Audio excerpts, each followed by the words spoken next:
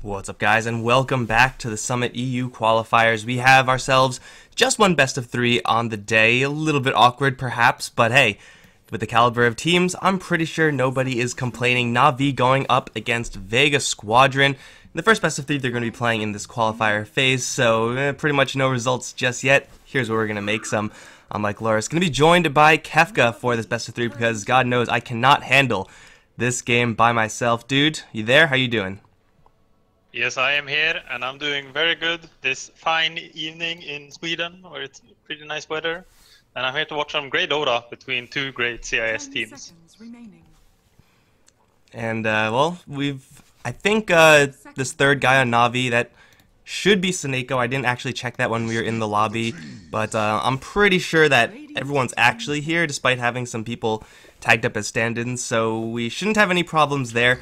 We will have, however, NaVi going for a little bit of a larger scope in their plan. Nature's Prophet and IO, that is a lot of split push, that is a lot of global power. This is actually the exact same opening they did a few days ago. I'm not sure against who or what tournament, but they opened IO and Nature's Prophet, and it's quite an interesting opening. Like, it's not a lot of teams at least favor Prophet this early. Actually, the teams that like Prophet actually pick it in the early phases, so it's maybe not that weird, but it's pretty risky, I'd say, running these kind of lineups. Like, you're already committed to split pushing almost. One of your two roles that are mainly, a lot of the times, the biggest team fighters are already split pushers. So Vega could go a strategy that they're kind of looking for already with a Warlock Terrorblade, 5-man push, and you might just not even have a chance in the end. I mean, it is a pretty fast push rate for Nature's Prophet. IO, I mean, if he's going up with one of his more classic IO buddies, can usually push pretty quickly as well, but I mean, as you said, it's really hard to outrace a Terrorblade when he decides that he wants your towers down. And I'm assuming Vega Squadron will also have a little bit more physical damage coming out from perhaps their mid laner to contribute into that push as well. It is a delicate game whenever you're trying to race for objectives, like, depending on the game state, you may or may not even want to make tower trades, so NaVi will have a good portion of time where this is just a perfectly reasonable, perfectly feasible way to play the game. But as far as actually winning the game, that's where you usually see these drafts struggle a little bit, because they usually have to group up and ball up if they want to take serious objectives, and at that point they usually can't win those team fights. Yeah, we're gonna see. It's still pretty early, so both teams can change up the draft quite a lot. It's not like NaVi are really committed to split push either. Prophet is actually the new talent of Prophet, and you can go, like, I feel like you can go so many items on that hero, and you're so versatile. So you see drums a lot. I think you can go mech. You can go a mech 5-man push, even though they changed the armor, the tower, so they tank more against 5-man. Or, you know, for those who don't know, I can't explain it properly, but if you know, you understand what I mean. But they're just tankier. So it's a bit worse. Yeah, the towers are tankier when they're more heroes, so you don't really want a 5-man push, but you can still do it.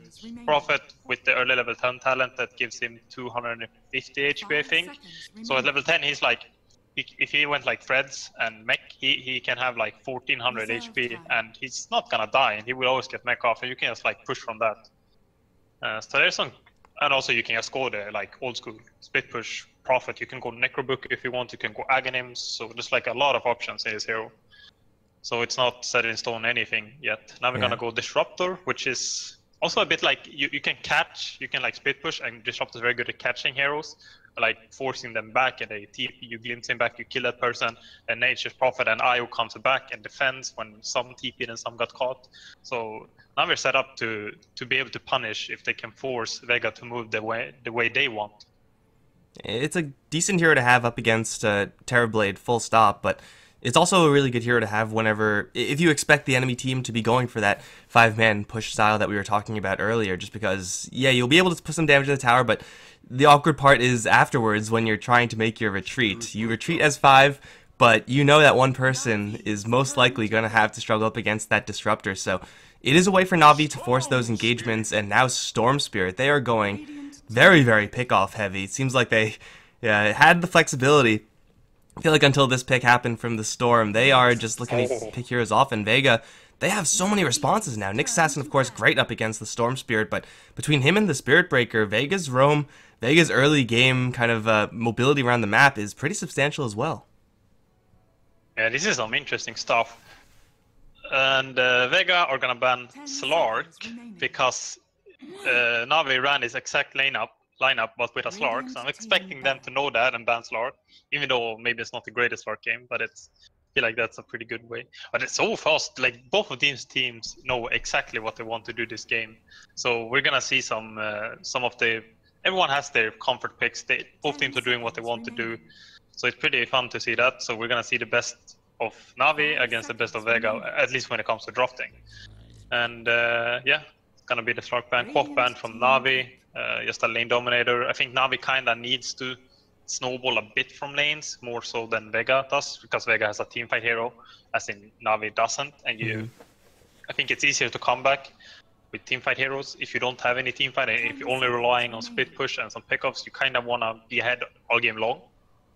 So they kind of would like a teamfight hero, but Pycat generally doesn't play those type of heroes. He plays like Ursa, Slark, Troll Warlord, maybe a Weaver, stuff like this.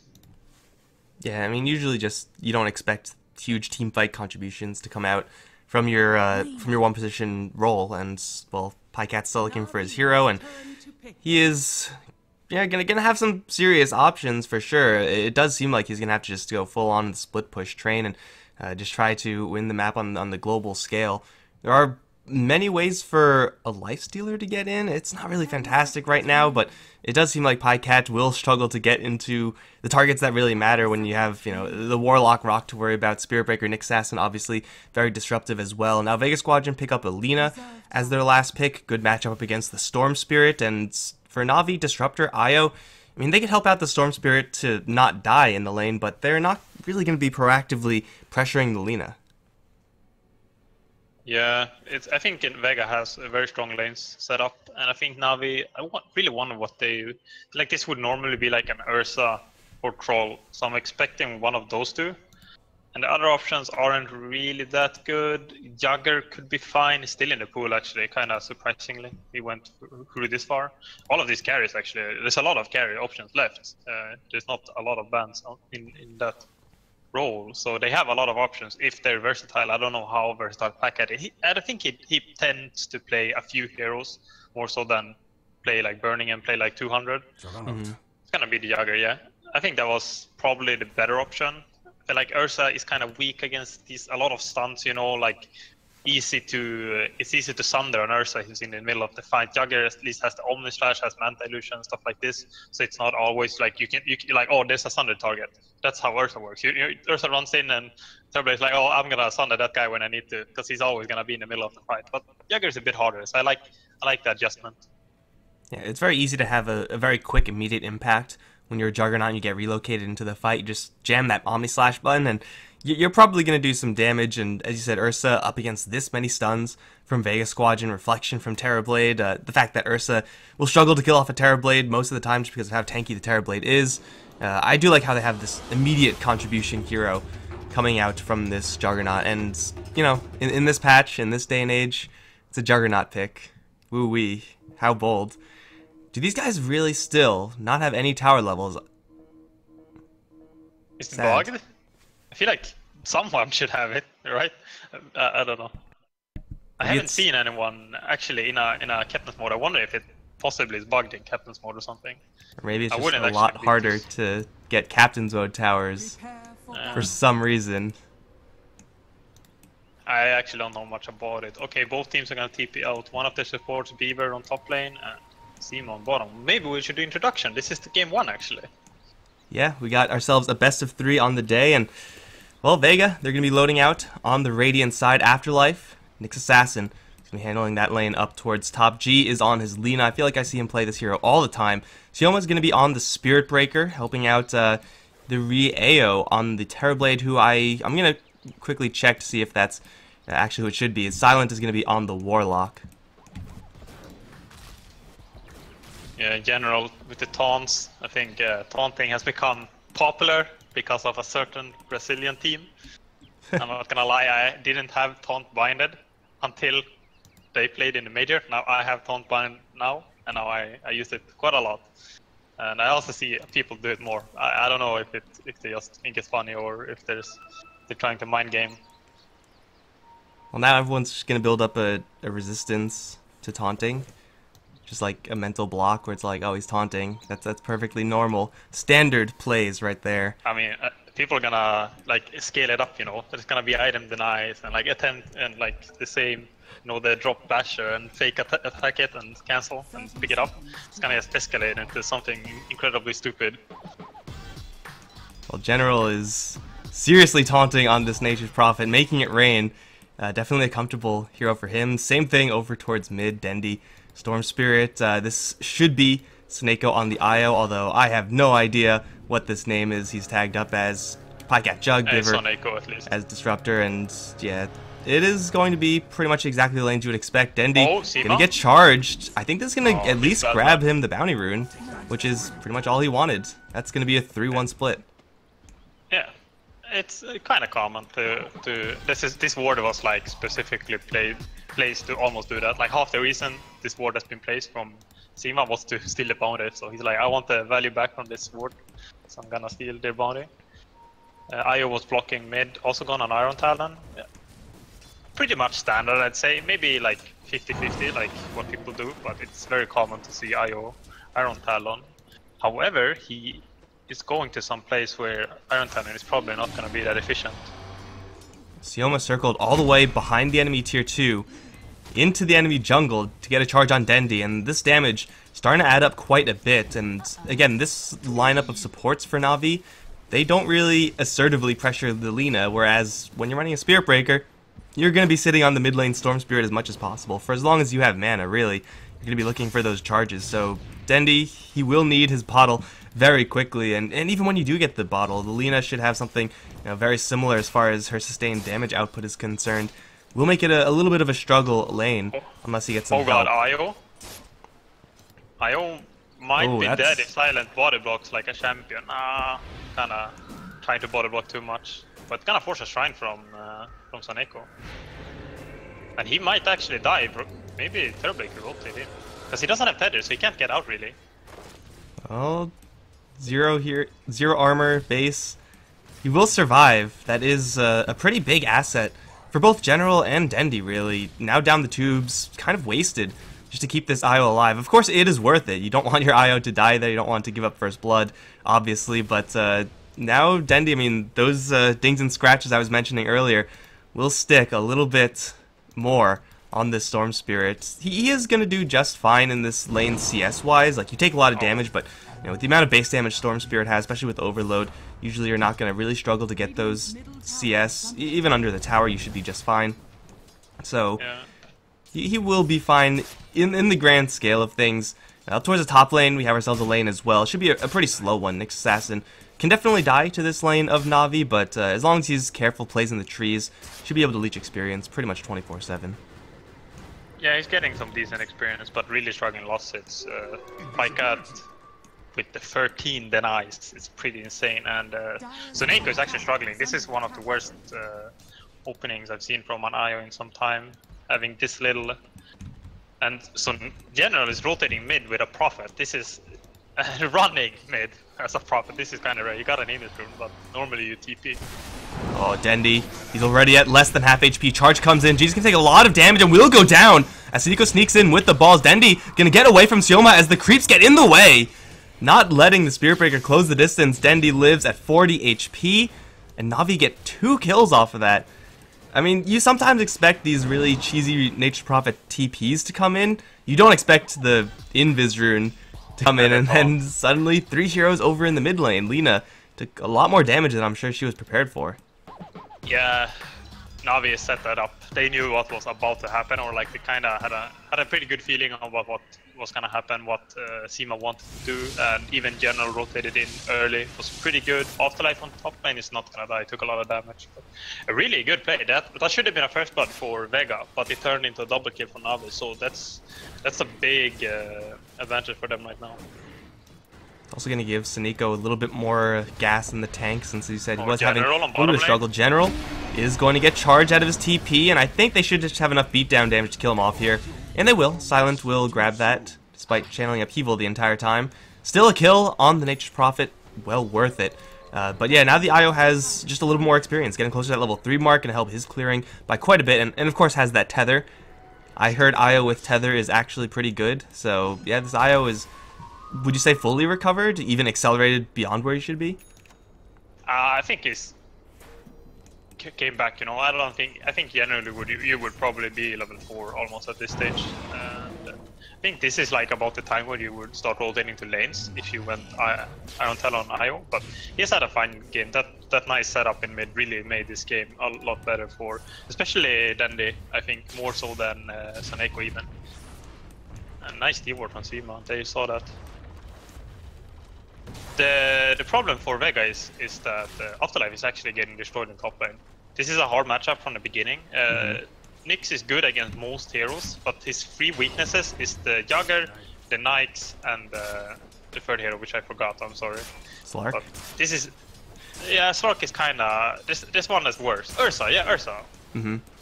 Those three are really hard for Nyx to lane against. And Jugger has like the highest killing potential, while Ursa is the hero that you can't even stand in lane against, so... He's not died, but he's not getting any losses. He's getting good experience though. That's like the upside of it. You probably get good experience compared to Roshan Ursa, but you're not getting any losses. Yeah, I mean, just the fact that Nyx Assassin, the way he survives the lanes, usually that he's in the off lane, Spike Carapace keeps him safe, irrelevant up against the Blade Fury. Slow poke damage is usually not a big factor because of his high armor, poor man's shield, and regeneration. Again, not really a big deal since Juggernaut does all of his damage so quickly, and it's all magic damage from this Blade Fury, so the Juggernaut kind of has the Nyx Assassin's number, just lane matchup-wise, and that is going to be a little bit of a struggle. I mean, the Spirit Breaker, net worth-wise, has more than the Nyx, and he is, to be fair, doing his best to wander around the map and apply that pressure, but G's doing well, bottom lane, gonna get the Terrorblade a pretty good time, but that's about it. NaVi are doing a lot better on a lot more heroes. Yeah, pretty early game though. Like, Terrorblade is doing great, Lina's doing good, Nyx is struggling, but other than that, it's pretty even overall. It's just rotation mid now. Storm is not 6 yet, he's probably going down. There's a Lacuna Blade on the Lina, for sure an easy death. Biver and Saneko both coming in, and they will come in with the general Nature's Prophet as well. Silent straight TP out, Glimpse is going to bring him back. Silent's going to run to the north, charge through. I think that actually could have maybe brought him a little bit of space, but I'm not sure if he's surviving that, even if the charge does connect. Probably just kills off Sioma. Either way, it's still a 1-for-1 trade, and they will continue to try to keep the Storm Spirit down and continue accelerating this Lina. This kill power definitely rearing its ugly head here in favor of Vega, and now we have a 1k net worth lead in favor of this Lina over in mid. I mean, Dendi will have a slightly easier time when Ball Lightning comes up, but even then, it's not that hard for Vega to play the shadows and try to sneak in a stun to start things off. And if you land one stun, you're probably getting that kill. Yeah, they have at least the Lina has insane damage. One of the highest damage output heroes, I think, in like early-ish game. And Spirit Breaker is a pretty good hero to set it up. And the benefit of Nature's Prophet actually, Terrorblade is usually a hero that pressures the tower quite heavily, but you can't really pressure a tower against a Prophet, because he can use treants to pull the aggro, as also he's generally very strong in general. Very funny. But he's very good in lane, so it's hard to get a tower, which is one of the advantages of a Terrorblade. So what you usually see when this happens is that Terrorblade usually rotates either to mid or to top lane at this early, just to avoid the Prophet in lane and get a tower on another lane. We're not gonna see it this game, which I'm not sure if it's the correct decision. We see here teams like OG and NaVi as well. Pekka does this a lot, where he just rotates to the lane that's easiest to take a tower and ignores his own safe lane. He put in a little bit of damage over in this bot lane, but we see General now with the creeps kind of swelling beneath him is actually going to be able to push back a metamorphed Terrorblade, which is damn near impossible to do with the vast majority of heroes, but General is going to make it happen thanks to that extra tree and support. Metamorph now down, and Terrorblade is just going to have to play this one a little bit slower. General will, of course, make those rotations out, and once he does, Terrorblade's going to pick up on that, instantly pop Metamorph if he has it, go to town on the structures, and will eventually bring it down. But as you said, rotation for a Terrorblade is really, really common, especially in mid lane scenarios where you're winning like this. Like, you could have your Lina and your Terrorblade just go to work and really just take down that mid tower before NaVi have any sort of substantial response to it. And if they do group up, NaVi don't really have that much AoE to deal with a serious push. Yeah, they're gonna have to rely on split pushing when mid games hits for sure. It's not easy to defend against Vega's straight 5-man. Vega kinda, they have good 5-man, but they kinda started moving away from the 5-man to get better catch in the Spirit Breaker and the Nyx. So I think they hit a pretty nice sweet spot in terms of the draft where it landed and how it deals with NaVi. So are we gonna see that rotation that I talked about? Pika does, they rotates to opponent's safe lane. He's TP down at least. Seems like they're gonna do that, and Vega's response should probably be to just ignore and push other lanes, because I think they can push 2 lanes. Oh, afterlife. Oh, this is the dream. No! Almost the dream. Oh my god. Vendetta almost kills off the Storm Spirit. Hey, you know what? He's off the map.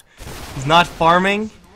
It's still somewhat of a win, but as you said, the dream not quite achieved. Pycat's rotation towards bottom lane. Thought they were going to make a really aggressive play on Silent, getting to a little bit of fist fight with General, but not going to make that happen just yet. Still, they'll see Silent. Not 6. Yeah, that's the important intel they're going to gain here. Know that he is very 6. vulnerable, but there is a lot of help coming in. He's going to start channeling that out of evil, and whoa! Okay, that was 2 ultimates to zap down that Warlock. He's super dead, but now they're in a really bad spot. General is mostly going to be focused here, and he will go down first. Pycat will slip out to the north. Everyone else from NaVi going to back out as well. It's a pretty expensive trade. Vega do make their defense, and it is going to cost them a little bit of damage in the tier 1 mid, but that's pretty much negligible. Ultimately, it's just NaVi going a little bit too deep. Can't instantly find the Warlock in that aggressive play. Yeah, I'm not sure if Vega needed to do this though. I feel like they have the better trade, and they want to have a Warlock level 6 though, more than anything. Oh, Sioma. NaVi, He's going to find the Disruptor, but this is a could level be a 6 bait. hero with IO support. Don't really want to mess with that. Off to the south, they're going to focus on the Terrorblade. He does have a God, Sunder right now. Can he get it off? Glimpse back, still alive. Now has a chance to get that life swap in general. Looks like the field force to that. He's going to go down as the Chaotic Offering does drop. Beaver on the run. And charge. Be dead.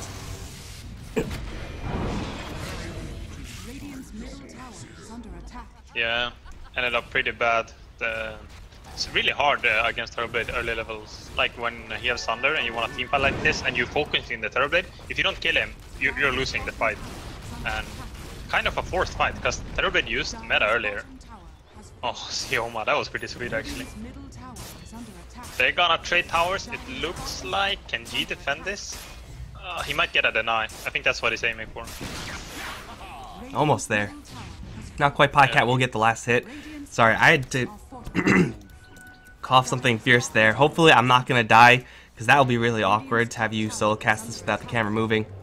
But the big issue there was that they weren't able to get all the right types of magic damage on the Terrorblade. They don't really have a ton to begin with. Dendi is going to be set up upon Wrath of Nature, not going to bounce through, but the stuns will land perfectly. Afterlife almost whiffed it, but hey, it's a hit, and Dendi's going to go down. Yeah, pretty nice kill there. That was pretty close.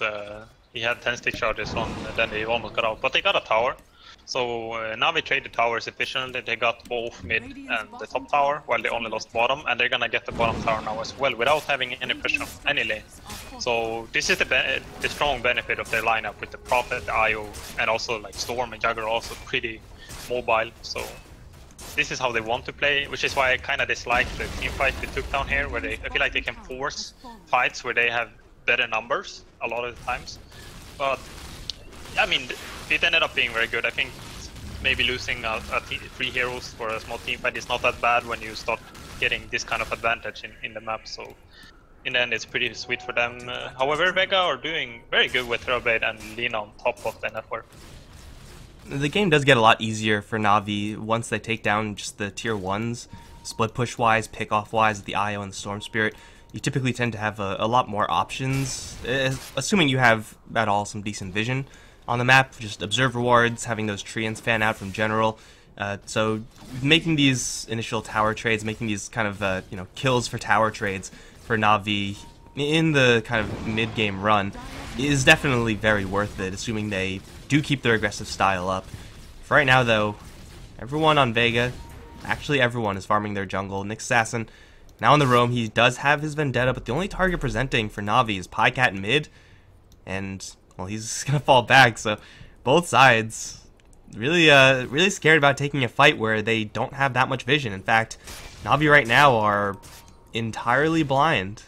Well, mostly blind. I was gonna talk about this. I think Vega dewarded maybe 4 of Navi's wards so far this game. And I'm not sure how they can be, I haven't really paid attention to like if they see the wards being placed or if they might just know. They might have studied Navi very well and know the warding behavior. Charge. Land onto the Disruptor. He does have a Static Storm. Lots of damage from the ultimate. Another strike, but with the Omni Slash, a lot more damage going back towards Sioma. And it will be Biver to survive and get the kill turnaround. Relocate in. Expecting that Nyx Assassin to be caught as well. They will see him. Maybe not. Nighttime vision and all of that. But either way, Vega will have their top lane pushed in the meantime. And fail to get the kill and lose a hero of their own. That is not the type of trade they really want to have right now. I thought it was a pretty good setup by Vega, but the raindrop actually, he tanked way more than they thought. And way more than I thought on Beaver, on the Disruptor, so... But they don't lose that much when they do this either. It's not the end of the world, for sure, even though it was kind of bad, but they're farming so well on their cores. Actually, they're farming way better compared to Navi's cores than I actually thought, so it's not too bad. Oh, a bit of a panic move by Navi maybe, or are they gonna work out? Well, glimpse back into the Static Storm. Afterlife will drop to half.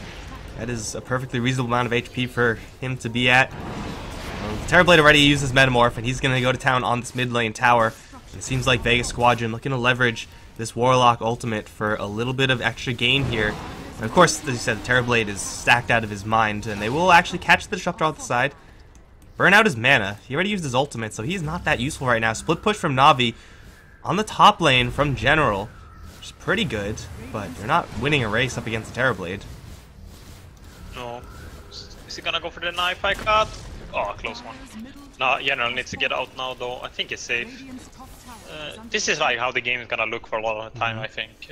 Where Vega kind of famous pushed and then Navi tries to split push and then it's like a game of Spirit Breaker charging someone and then having Nyx follow. But then Vega gotta be careful about leaving too many. So there's like, if there's only 3 people left, Navi can just teamfight them 5 versus 3, and even if Vega's stronger teamfight, they're gonna lose. There's gonna be a lot of like cat and mouse here between what movement and what team will do the proper. That was a smoke from Navi that Vega scouted completely. So Afterlife is just gonna break the smoke, and that's gonna be a bit of a wasted time. You see Turbid just getting further and further ahead all the time, even though Navi are all top lane silent. Lots of rotation onto this this Warlock. Is deep.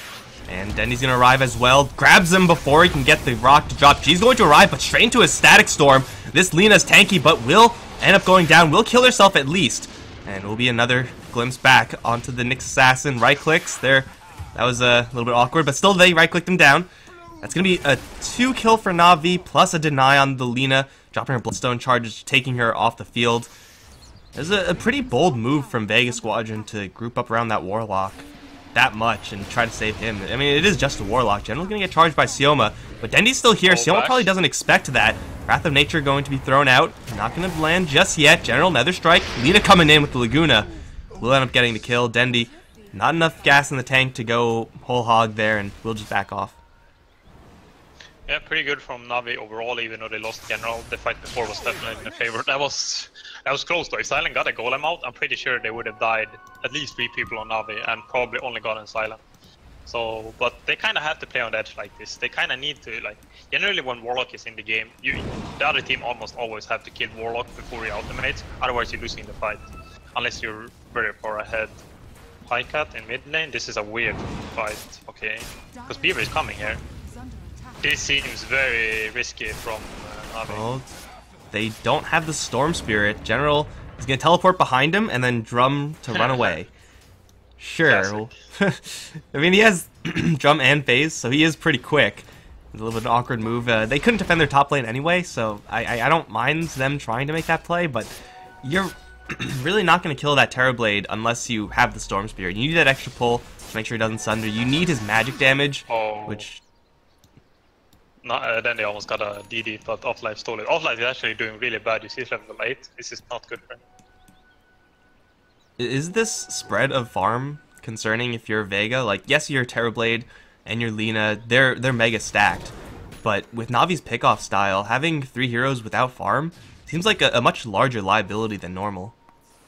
I generally think this would be fine, but Nyx is like extremely underfarmed. If Nyx was like maybe, let's say, 2k net worth up, it would be fine. Or like maybe 1.5k net worth up, it would be fine. But this is an extreme. You see, Nyx is bottom 3. This is not good, and they really need to utilize the Terrorblade to bring up the other heroes of Vega, and that's what they're looking to do. Somewhat. General seems like he's gonna get picked off. He doesn't really have an escape here. Drum phase, run! Well, not gonna run far enough. And who's gonna get the last hit?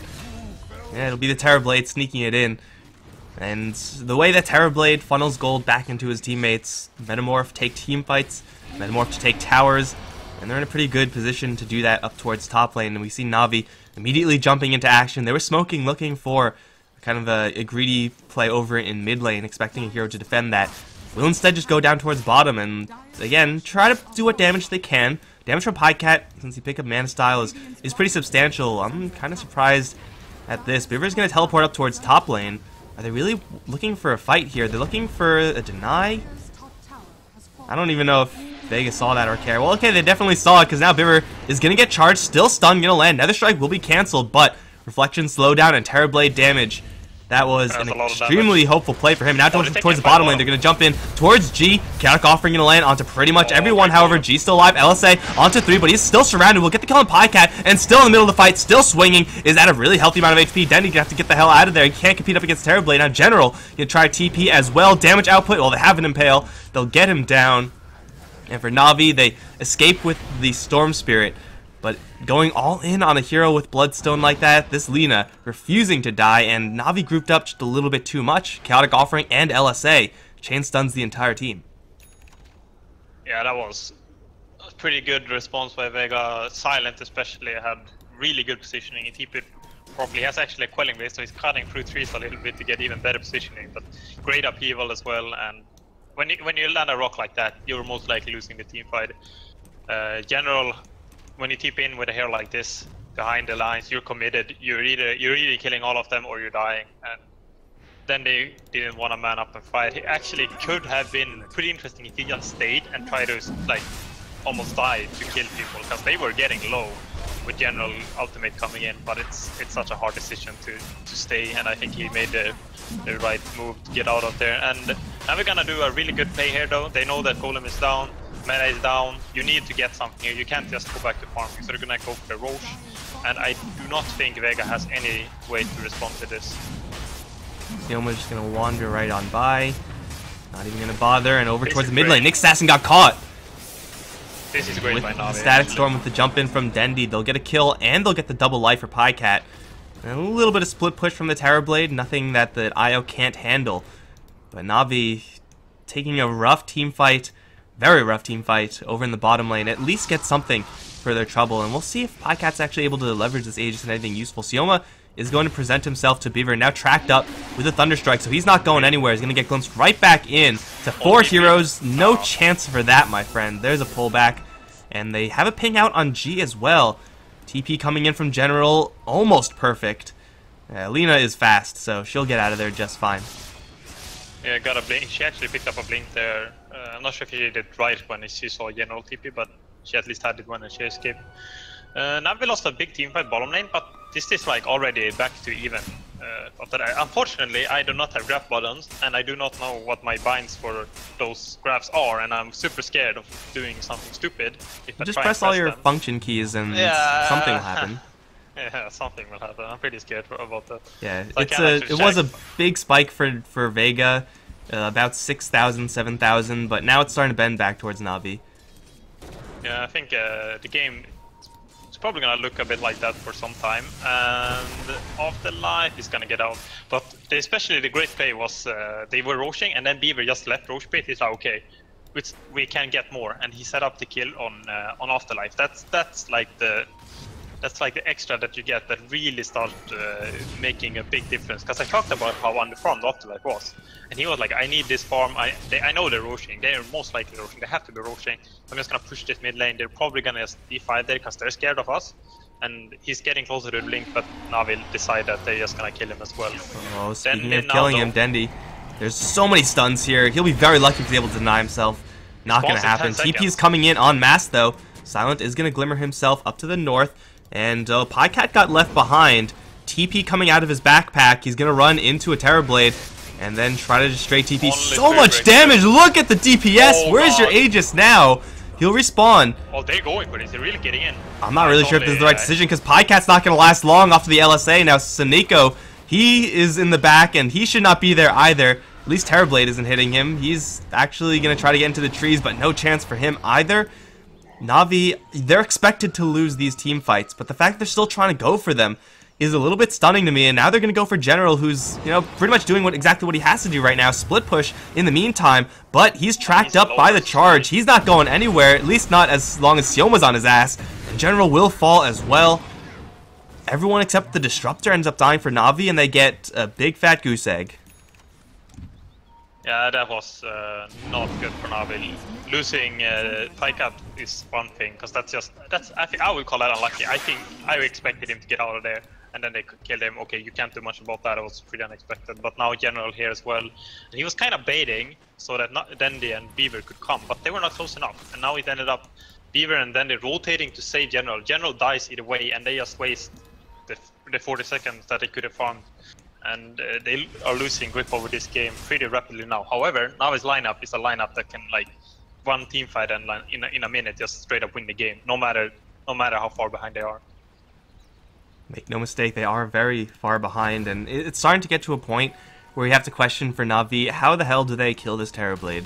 Because he is really, really fat right now. Not the most defensive power from his allies in order to save the Terrorblade. No dazzle shenanigans or anything like that, but he has so much health. He has the mobility from the Hurricane Pike, and NaVi, their magic damage is not really quite as high as you really want it to be, picking up a Disruptor and IO, mostly utility-based supports, not really damage-based supports.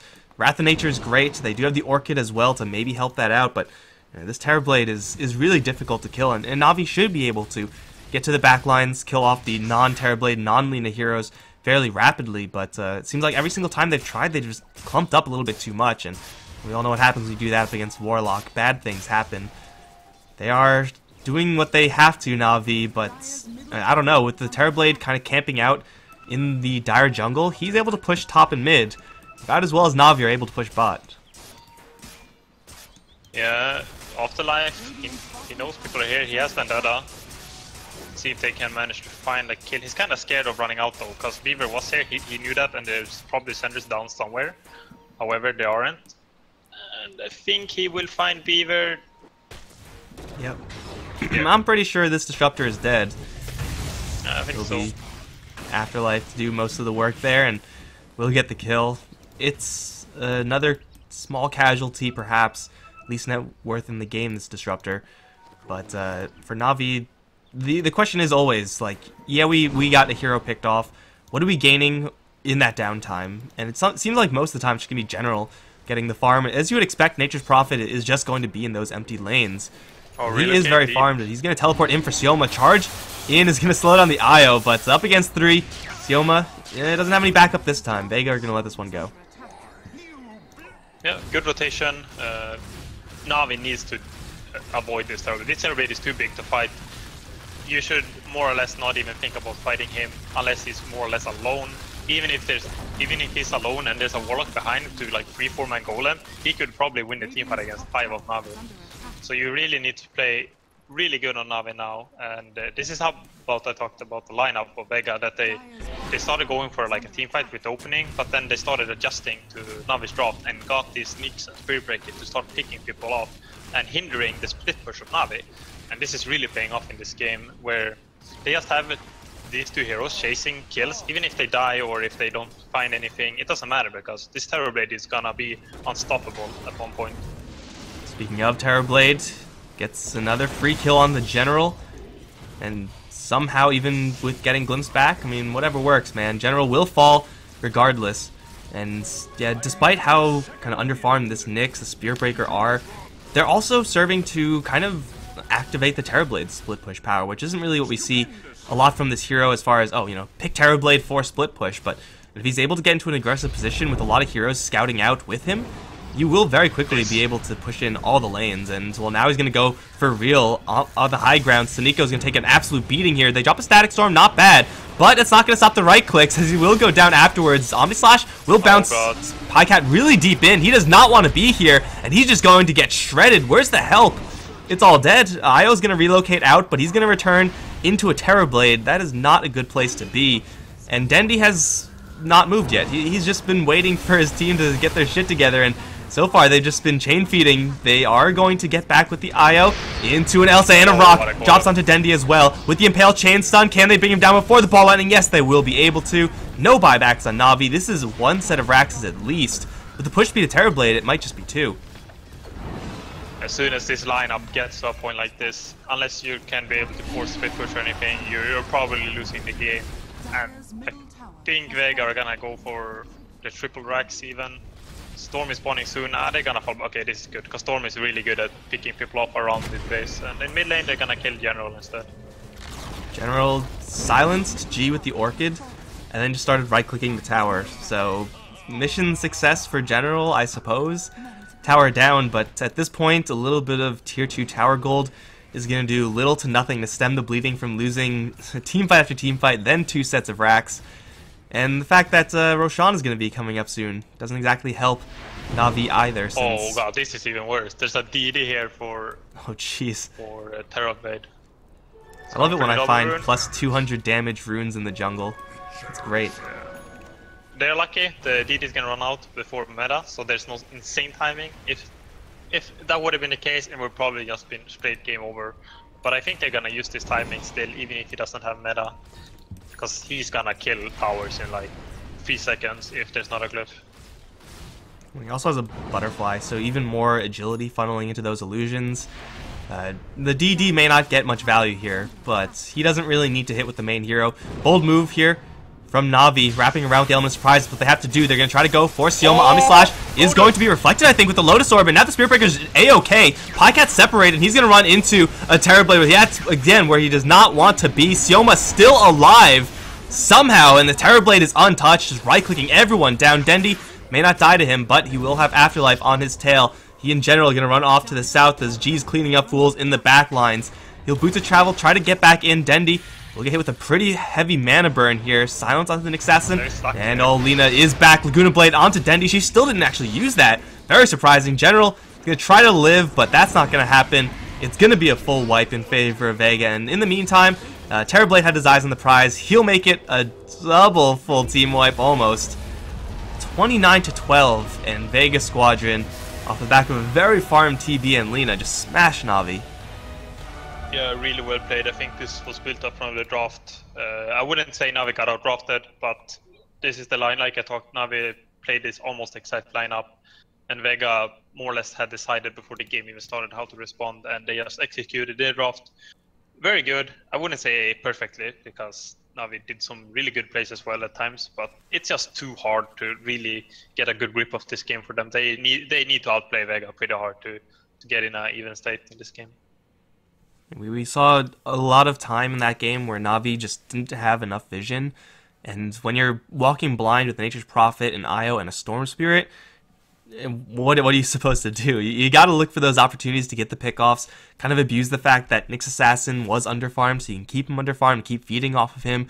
Same thing for the supports of the Vega Squadron side, but without those opportunities being set up by Vision, not much that NaVi can do at that point. So, you know, really good defensive sentry coverage from the Vega side. We saw a point where their jungle had, the Vega Squadron jungle had like 5 sentries in it, just to make sure that they were not being looked at, and we could definitely see the impact of it right now. Guys, this is a best of 3, so hopefully we're going to have a little bit more of an even Game 2 coming up in just a little bit. I'm Mike Loris. I've been joined by Kefka.